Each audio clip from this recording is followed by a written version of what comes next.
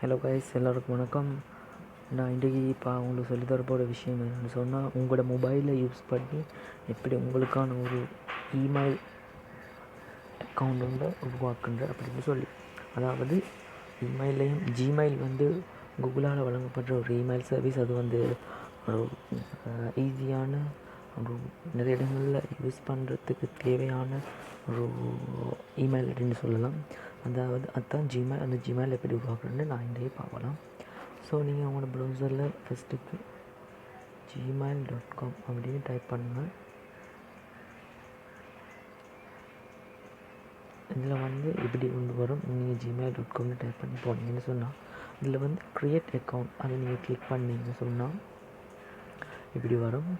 இதில் வந்து உங்களோட ஃபஸ்ட் நேமை நீங்கள் கொடுக்குறீங்க. ஃபஸ்ட் நேம் இங்கே கொடுங்க. உங்களோட ஃபஸ்ட் நேமை நீங்கள் இங்கே கொடுக்கலாம்.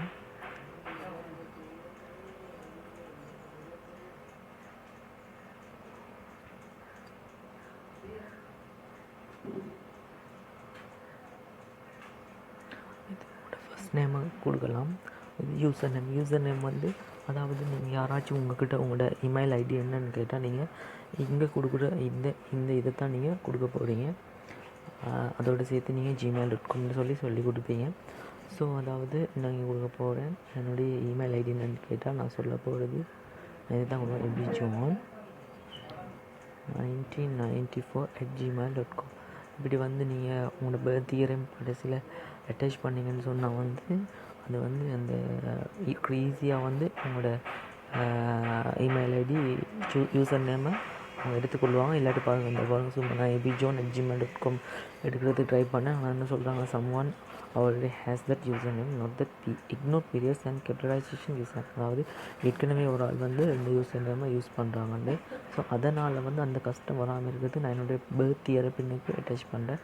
ஸோ அதில் வந்து அப்போ பர்த் இயர் வந்து அட்டாச் ஆகிருக்குது. இதில் பாஸ்வேர்டு இதில் தான் நீங்கள் அதாவது நீங்கள் பாஸ்வேர்ட் கொடுக்குற டைம் தான் வந்து மிச்சம் இம்பார்ட்டண்ட்டாக இருக்கும். அதாவது என்ன சொன்னால் வந்து இப்படி நீங்கள் ஒரு பாஸ்வேர்டு தான் வந்து அதாவது உங்களோட அக்கௌண்ட்டை வந்து நீங்கள் மெயின்டைன் பண்ணுறதுக்கு மிக இம்பார்ட்டண்டான உண்டு. அதாவது நீங்கள் பாஸ்வேர்டை வந்து எப்போதும் நல்லா ஸ்ட்ராங்காக கொடுத்துக்கொள்ளுங்க, அதுதான் நல்லது.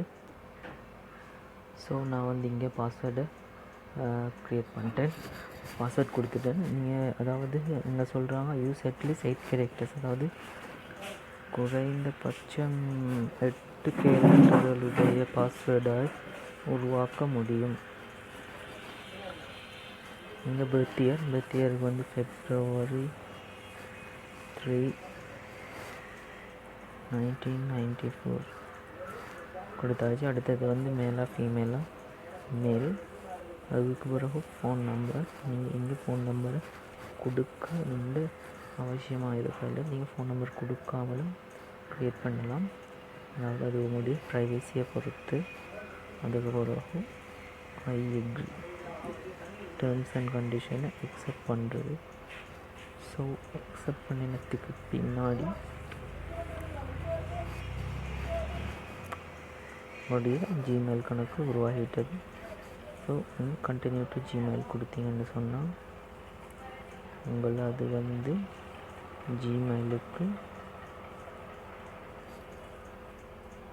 கொண்டு செல்லும். ஸோ உங்களுக்கான ஜிமெயில் ஐடி க்ரியேட் ஆகிட்டது. ஸோ தேங்க்ஸ் ஃபார் வாட்சிங்.